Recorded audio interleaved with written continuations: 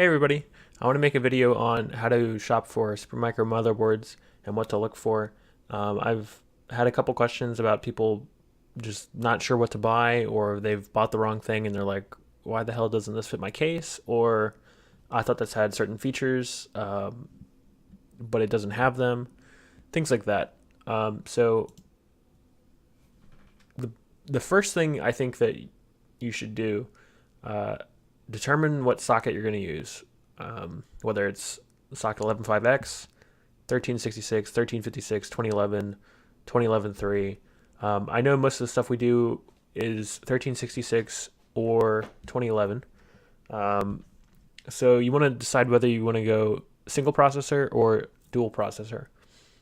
So go to the Supermicro site, just supermicro.com, hover over products, motherboards, and so they have different categories. They have DP Xeon, which means dual processor, or they have UP, which is unified processor or single processor. There's other stuff like multiprocessor, which is 4 or 8 processors. But yeah, mostly we're going to do DP or UP. So for this example, I'll do, let's see, I'll just click on motherboards. So on the left side, you have your different categories here. We'll do dual processor 1366 first. So you click on this, and then at the top, there's two different chipsets that are available with 1366. For 5600 series, it says 5520 chipset. Supports 5600, 5500, and then here's all the features it has. That was really loud. And then you can just kind of go down here, and then everything in this category is the 5520 Tylersburg. So here's your motherboard product number. You can click on or you can just hover over for the what the board looks like. So what we're going to look for is form factor. You have to decide what kind of form factor you want. Enhanced Extended ATX. That's a term that I don't think anyone else in the industry uses. That's SSI EEB plus. Basically, EATX plus a little bit more. The only case that fits it that I know of, at least the only cheap case that fits it, is the Fantex Enthoo Pro and the Enthoo Primo. Those two cases will fit this, but you might have to do a little bit of so as far as I know, only 5 standoffs fit, and the 3 on the top don't. But it's not a huge deal. You can use one zip tie just to keep the board in place at the top, or you can rig something custom. But a lot of people use this, and I've used it without any problems with just the 5 standoffs. So it's not a huge deal. And then you see the HDD features, the memory features, not a huge deal. Really, the biggest thing you want to look for is how many DIMM slots it has. This is 6 SATA. There's other stuff like 8 SAS 2, and then other key features you can look at here. So what I was talking about, form factor, enhanced extended ATX. Extended ATX, which is EATX, they say it's EATX, but it's not. It's SSI EEB. So just because just because it says EATX, it's not true. If you buy a regular EATX case, it probably won't have the standoffs line up because they're not EATX. They're SSI EEB. So don't let that fool you. And then proprietary ones, you're pretty much never going to get a case that would fit a proprietary board.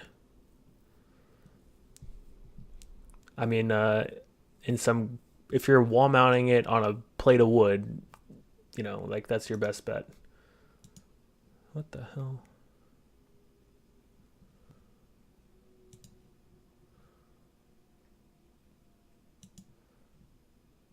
What in the hell?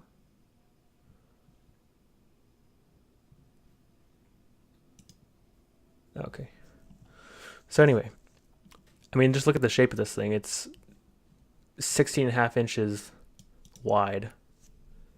I mean, regular EATX is 12 by 13, so it'll fit this way, but this will go like right behind your drive cages, for example. You can see there's this cutout here. So this is made for a like a chassis rack mount build. So we can skip that. So if you're looking for an ATX board, there's no ATX boards with this chipset. Not a big deal. But yeah, so all of these proprietary boards you can just ignore. Let's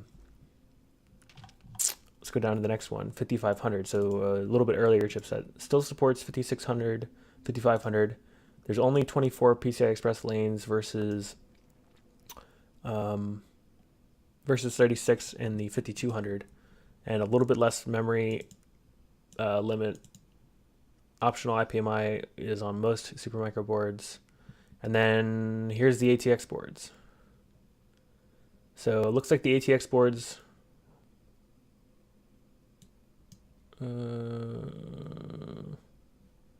thanks, Safari. All right, so anyway, so yeah, you want to look for, if you want to look for an ATX board, you're going to be stuck with the 5500 chipset. A couple things to note about their naming scheme. Everything after the dash is like the options of the board. -3 means it has SAS1. -6 means it has SAS2. F means that it has IPMI.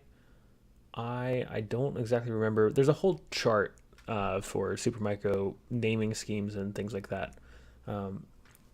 So that's kind of what you want to look for when you're looking at a board. So for example, I just bought a DTL-6F.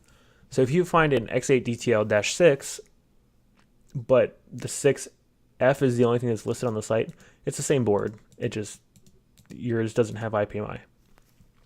So this is a board I just bought.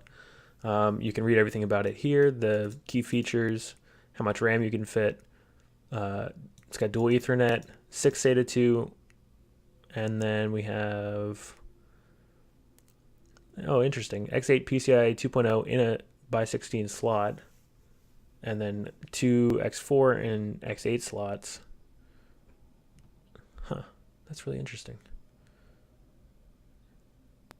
Oh, and 1 X4 regular PCIe 1 in an X8 slot. So that's just because their physical slots are, you know, like this is X16, X8, X8, X8. That doesn't mean electrically they're the same. So it's something to keep an eye out for. We've got a Broadcom 2008 Sas Controller, which you can download the IT mode and how to flash it through here. I'll show you that in a second. And if you scroll down, you can see what the product SKUs are. X8 DTL-6F-O, that's a retail pack. -B is bulk pack. So if you see O or B in a eBay listing or something like that, that's all that means. It doesn't mean it's a different board or anything like that.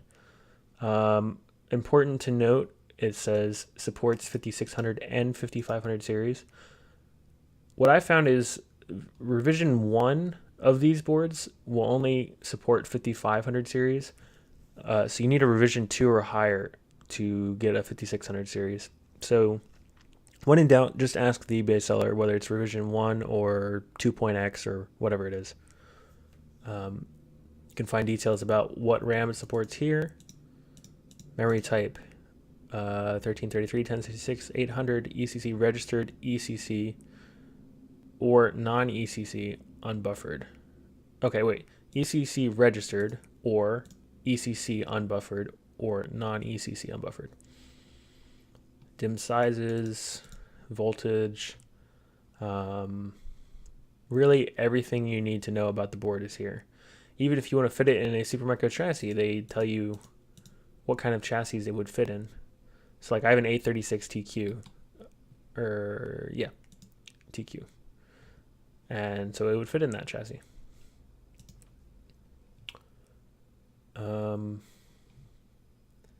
that's pretty much it. So you can get the motherboard manual here. Just click on that, click download, accept their little, whatever that was, their user agreement. Takes a second to download. You can, their manuals are very detailed and they're all the same. I mean, they're all styled the same. They're not, obviously the content's different for every board, but they're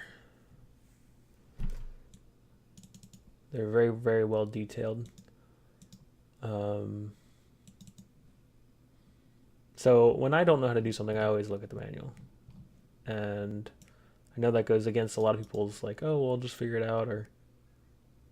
But I get a lot of questions that I just tell people like, I don't know. I have never used that board exactly, or I just don't remember. And so I just point them to the manual and then they figure it out. If you do have IPMI, I would recommend updating the IPMI firmware. You can get that from here. You can update your BIOS. I have a video on updating Supermicro BIOS. The link for the BIOS is there. So if you click on download latest drivers and utilities, you can get all of your drivers here. If you need the Sas drivers, what you want to do is you want to click on Microsoft, click Windows 7, and then there will show your Sas drivers. So you can click on Sas. If you click on, if I'm correct, if you click on Windows 10, I don't believe it shows Sas, yeah. Which is kind of an odd quirk. I know a lot of people don't know that. I don't know if, yeah, 8.1 doesn't show it either. So it's not just the Sas drivers, but it's actually the firmware as well. So if you hit submit, here's the driver, and then here's the MegaRAID storage manager if you want to download that. LSI 2008 firmware, IR mode. IT mode is probably the one that you need. So you can hit download and accept. I think this takes it. Oh shit.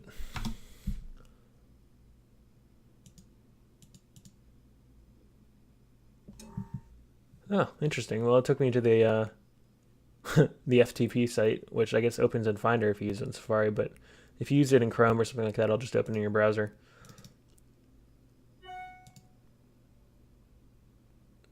Might take a second to load here. Anyway, IT mode firmware is in there. I also made a video flashing that. So, actually, I haven't made a video of flashing the IT mode on board yet. I made a video flashing the external LSI controllers. So it's pretty similar. And if not, if you don't know how to do it, the instructions are in here. Yeah, so that's just a couple things that I wanted people to look at for, you know, how to find a Supermicro motherboard, what to look for. I guess we'll take a quick look at Unified Processor 2011. So if you click on 2011, this is socket R3, which means that's socket 2011-3. We want to go down to socket R, which is 2011, just plain 2011. And you can see the form factor here. We're going to ignore the proprietary ones. Looks like they only have ATX. When you're eBay searching for a Supermicro board, say you want an X9 SRL, you can just search X9 SRL, and it'll come with all of the results that include -F or without -F as well. So I would just use the base model number if you're searching for that in particular, or you can just eBay search Supermicro 2011, and then it'll come up with all the Supermicro 2011 things, and then you can narrow it down by server motherboards and things like that. So hopefully this was helpful to everyone. Long story short, the Supermicro website is an absolute wealth of knowledge and resource for pretty much everything you need. A lot of people ask me questions in Discord or on Reddit, and I'm like, I don't know. So I go look up the motherboard, and yeah, or they ask, hey, this board's out of stock. I can't find any of this model anywhere. What other models can I get? And of course, I just go on here and just look for you know, if they want ATX, there's all the ATX boards, and if you micro ATX, you can find that. So yeah, that's the Supermicro website, and hopefully it was helpful to everyone. See you next time.